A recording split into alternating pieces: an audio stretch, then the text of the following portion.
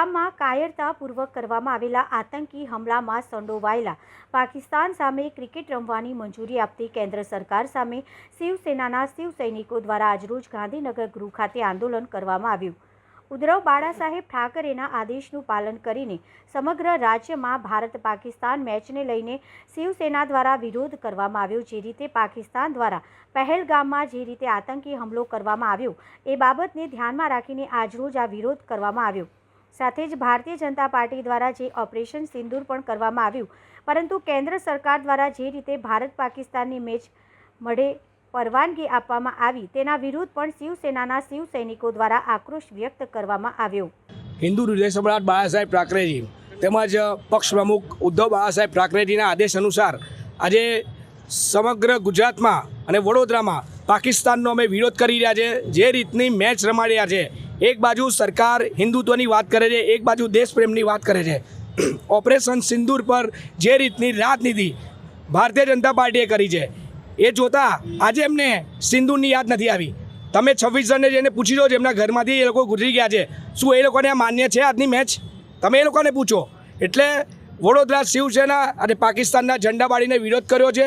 સાથે સાથે જે સિંદૂર પર આ લોકો રાજનીતિ કરી છે એ સિંદૂર સમગ્ર મહારાષ્ટ્રથી લઈને સમગ્ર કાશ્મીર સુધી, ગુજરાતમાંથી પણ વડોદરામાંથી પણ જે સિંદૂર ભેગું થશે એ અમે નરેન્દ્ર મોદીજીને અમે પાઠવવાના છે। ઉદ્ધવ બાળાસાહેબ ઠાકરે દ્વારા સમગ્ર દેશમાં એક કોલ આપવામાં આવ્યો કે આજે જે ભારત પાકિસ્તાનની મેચ થવા જઈ રહી છે એના વિરોધ માટે અમે લોકો આજે અહીંયા ગાંધીનગર ગૃહ ખાતે ભેગા થયા છે।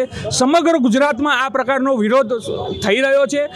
એક તરફ પાકિસ્તાન દ્વારા જ્યારે દેશના 26 જેટલા નિર્દોષ લોકો ઉપર કાશ્મીરમાં હુમલો થાય અને ત્યારે દેશના વડાપ્રધાનશ્રી એવું કહેતા હોય કે એમની સાથે કોઈ પણ સંબંધ નથી, એમની સાથે પાણી અને લોહી એક સાથે ન વહી શકે। જો એ થઈ શકતું હોય તો અમે પૂરેપૂરો દેશ હિતમાં એમની સાથે છે, એમના ખભાથી ખભા મિલાઈને અમે જો એમને સપોર્ટ કરીએ છીએ, એમની સાથે ચાલીએ છીએ।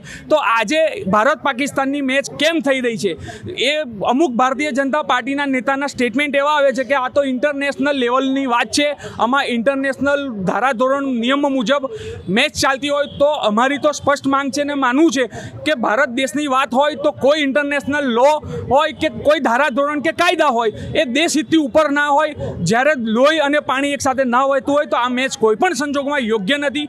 સમગ્ર ગુજરાતમાં શિવસેના ઉદ્ધવ બાળાસાહેબ ઠાકરે દ્વારા આનો વિરોધ કરવામાં આવે છે। આજે વડોદરા ખાતે પણ અમારો વિરોધ છે અને અમે પાકિસ્તાનના ઝંડા બાળીને આ મેચને કોઈ પણ સંજોગોમાં ન થવી જોઈએ એવી માંગ છે। મારું નામ તેજસ બ્રહ્મભટ્ટ, શિવસેના વડોદરા શહેર ઉપપ્રમુખ।